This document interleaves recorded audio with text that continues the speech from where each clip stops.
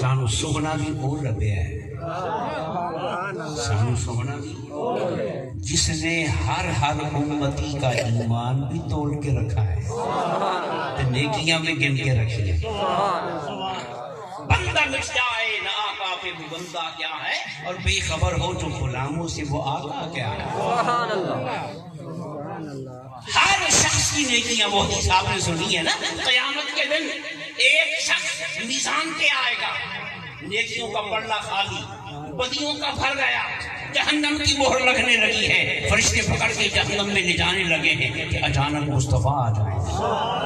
اچانک مصطفیٰ آ جائیں گے۔ وہ جو نیکیوں کا پلڑا خالی تھا اوپر اٹھ گیا تھا نا، یہ بالکل خالی ہے، سونا اس میں ایک کاغذ کا ٹکڑا رکھے گا،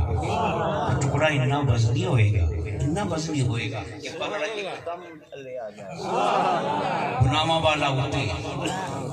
تو وہ پوچھے گا حضور اس ٹکڑے میں کیا ہے،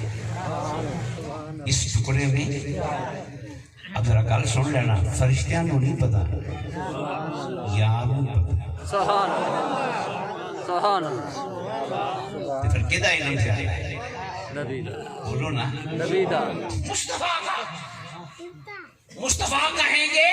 اور تو نے ایک دفعہ درود پڑھا تھا کسی کو خبر نہیں، وہ میں نے سنبھال کے رکھ لیا تھا، آج تیرے کام آ گیا۔ یہ ہوتی ہے نا ماں باپ کی شان، اولاد نکمی ہونا تو والدین کو فکر ہوتی ہے، امت گنہگار ہو تو نبی کو فکر ہوتی ہے۔ اب یہاں ایک سوال پیدا ہوا کہ نبی کو پتا ہے کہ اس نے ایک دفعہ درود پڑھا، فرشتوں کو پتہ ہی نہیں، وہ آگے تک یہاں بیٹھے۔ تو پھر علماء نے کہا اس نے پڑھا نہیں تھا، اگر زبان سے پڑھ دیتا تو فرشتوں کو خبر ہو جاتی، پڑھا نہیں تھا، بس پڑھنے کا بھی سوچا ہی تھا، ابھی دل میں پڑھنے کا سوچا ہی تھا، فرشتوں کو خبر ہی نہیں تھی، مگر یار کتنا باخبر ہے، اسے عملوں کی بھی خبر ہے، سوچ بھی کام آ گئی۔